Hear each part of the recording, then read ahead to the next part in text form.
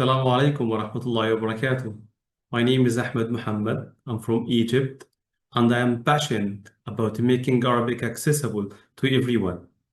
Over the years, I have helped students from all over the world start their Arabic reading journey. Imagine being able to open the Quran and actually read the words yourself. Not just reading, not just reciting from your memory, but truly understanding each letter. How would that feel?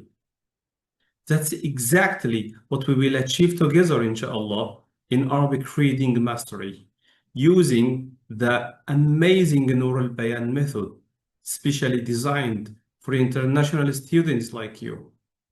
By the end of our course, inshallah, you will be able to read Arabic words confidently without guessing, and also understand the logic behind Arabic letters connections, pronouncing letters very correctly from their exact articulation point or makhraj, and reading simple Quranic verses on your own.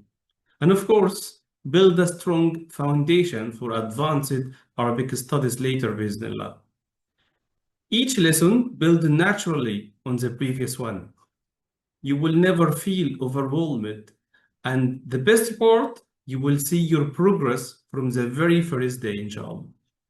And here is our learning roadmap.